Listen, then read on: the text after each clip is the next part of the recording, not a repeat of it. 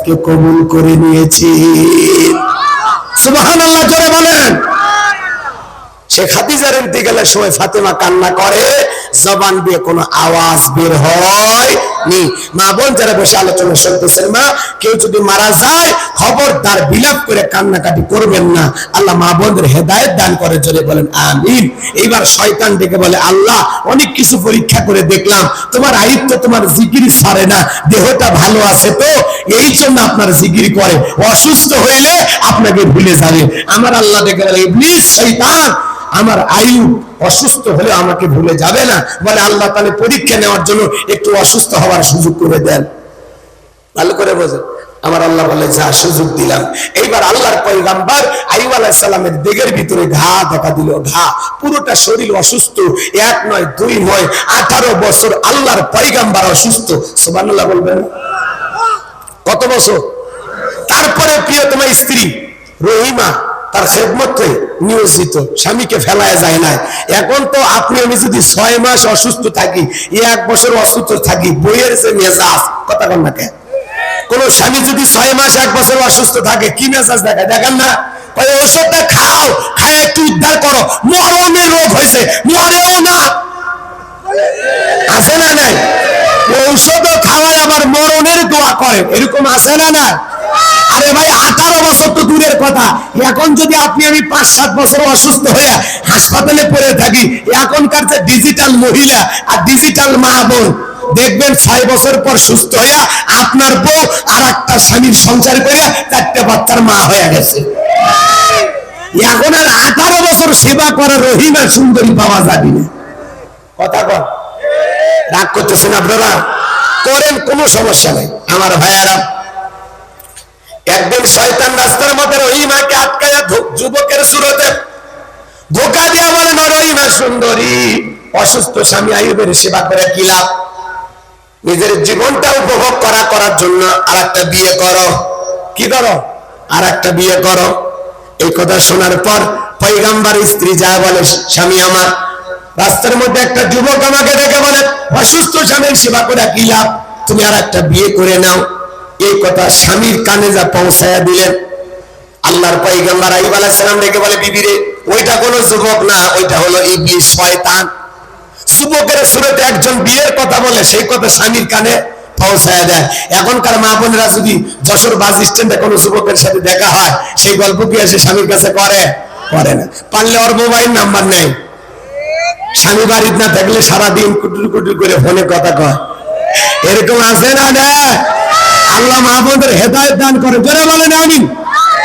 আমার ভাইয়েরা, আল্লাহর পয়গম্বর আইয়ুব আলাইহিস সালাম অসুস্থ, 18টা বছর ধরে অসুস্থ, পয়গম্বরের পুরোটা দেহের ভিতরে ঘা।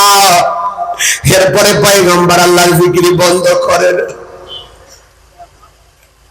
আল্লাহর পয়গম্বরের জিহ্বার ভিতরে যখন ঘা দেখা দিল, আল্লাহ নবী আইয়ুব আলাইহিস সালাম তাকায় দেখে এইবারে জিহ্বার ভিতরে ঘা। আল্লাহর পয়গম্বর তখন কি করেছিলেন জানেন? আমার আল্লাহ রাব্বুল আলামিন বলেন, ওয়া আইয়ুবা ইযা নাদা রাব্বাহু আন্নী মাসানিয়াদ দুররু ওয়া আনতা আরহামুর রাহিমিন। আমার আল্লাহ দেখে বলেন, স্মরণ করা আইয়ুবের কথা। যখন আইয়ুব আলাইহিস সালাম অসুস্থ থাকা অবস্থায় আল্লাহর কাছে বলেন, ওয়া আনতা আরহামুর রাহিমিন, আপনি তো দয়ালুর মধ্যে সর্বশ্রেষ্ঠ দয়ালু। সুবহানাল্লাহ। পয়গম্বরের কথা বলার ধরনটা কত সুন্দর জানেন? কি বলতেছে?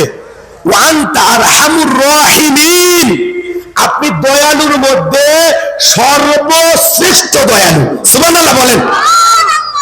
ডাইরেক্ট বলতেছেন আল্লাহ, জিহ্বাতে ঘা ভালো করে দেন, আমি অসুস্থ সুস্থ বানায় দেন, এই কথা বলতেছে না। কি বলে? আপনি দয়ালুর মধ্যে সর্বশ্রেষ্ঠ দয়ালু। এই কথা বলে পয়গম্বর ডেকে বলেন, আল্লাহ আমার দেহের ভিতরে ঘা ছিল, আমার কোনো আফসোস ছিল না, আমার জিহ্বাটা সুস্থ ছিল, ভালো ছিল, এই জিহ্বা দিয়ে আমি আপনার জিকির করি। আমার জিহ্বার ভিতরে ঘা দেখা দিয়েছে, জিহ্বা নাড়াইতে বড় ব্যথা হয়। আল্লাহ এই জিহ্বার ঘাটা ভালো করে দাও, যেই জিহ্বা দিয়ে তোমার মতো জিকির করি, আজকে সেই জিহ্বার ভিতরে ঘা দেখা দিয়েছে। আল্লাহ গো, তুমি দয়ালুর মধ্যে সর্বশ্রেষ্ঠ দয়ালু, যে জিহ্বা দিয়া তোমার জিকির করি, অন্তত আমার সেই জিহ্বাটা তুমি ভালো রাখো। আজকে আমি সুস্থ আছি, আল্লাহর জিকির তারপরেও জবানে আসে না। হাদিস শরীফের ভিতরে আছে, যে জিহ্বাটা আল্লাহর জিকিরে সবসময় ভিজা থাকে, ওই জিহ্বাওয়ালা মানুষ কোনোদিন জাহান্নামের আগুনে জ্বলবে না। বলেন সুবহানাল্লাহ।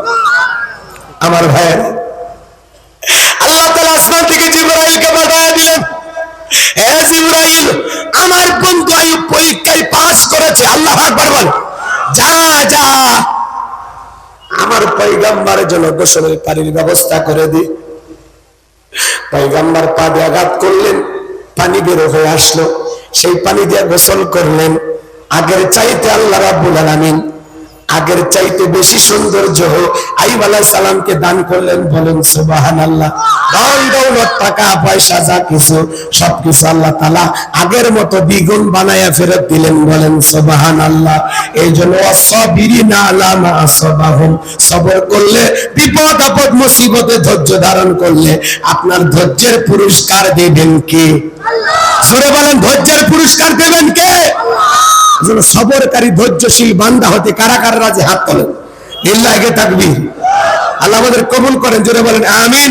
ওয়াল মুকিমিস সালাত, নামাজ কায়েম করতে হবে। অমিম্মা রাযাকনাহুম ইনফিকুন, আল্লাহ তাআলা যে রিজিক দিয়েছেন নিজেও খাবো, সেখান থেকে ব্যয় করব। যাই হোক, আরো কথা বলার ছিল, যেহেতু বুঝি না 25 বছর। আচ্ছা, এদিকে খেয়াল করেন, 2 মিনিটে যদি সুযোগ হয় আমি বলে দিচ্ছি, আসরের নামাজ আমাদের একেবারে নিকটবর্তী। আমাদের সভাপতি শ্রদ্ধাভাজন ব্যক্তিত্ব, উনি 2-1 মিনিট কথা বলেই 25 বছরের কথাটা একটু বলে, যেহেতু আদা দিয়েছে আমি বলে দেবো ইনশাল্লাহ। আর এই জায়গায় আসরের নামাজ হবে পাশে মসজিদে, আপনারা পড়ে নেবেন। দয়া করে কেউ ওটা বসে করেন না।